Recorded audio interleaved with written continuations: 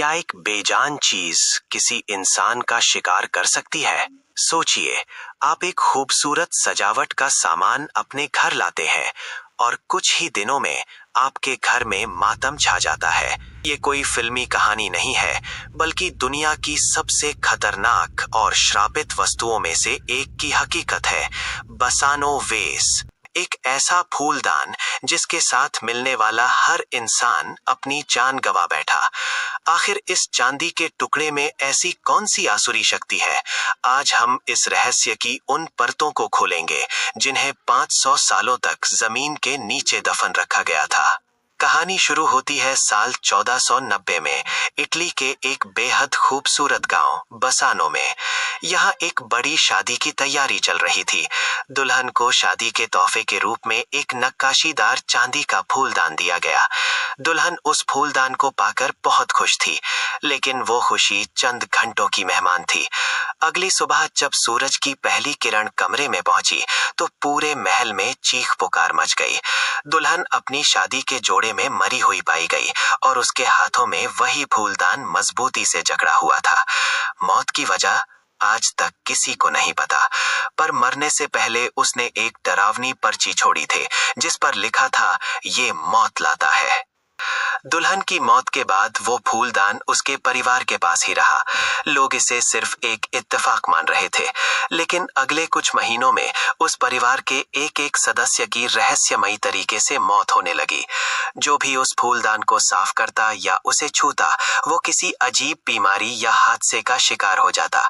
जब पूरा परिवार खत्म होने की कगार पर पहुंच गया, तो बचे हुए लोगों ने फैसला किया कि इसे दुनिया की नजरों से दूर करना होगा।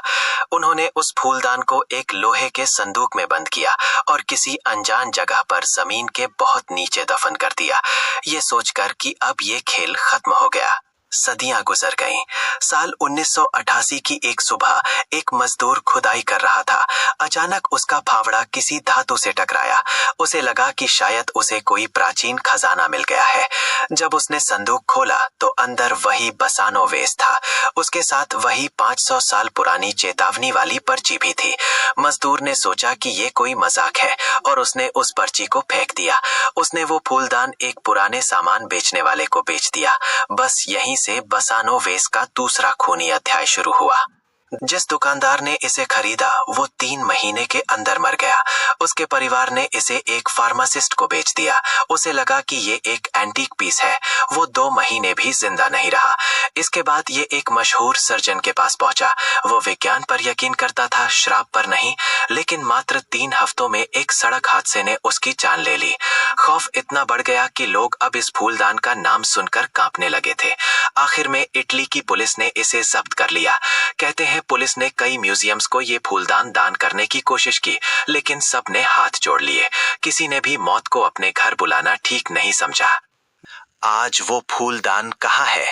आधिकारिक तौर पर पुलिस का कहना है कि उन्होंने इसे फिर से एक लीड के संदूक में बंद करके इटली के किसी गुप्त स्थान पर दफन कर दिया है। न तो उस जगह का नक्शा किसी के पास है और न ही कोई उसे ढूंढना चाहता है।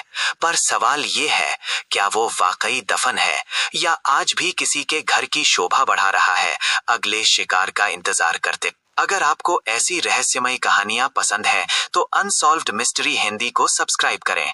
आप क्या सोचते हैं, क्या किसी चीज में इतनी नकारात्मक ऊर्जा हो सकती है?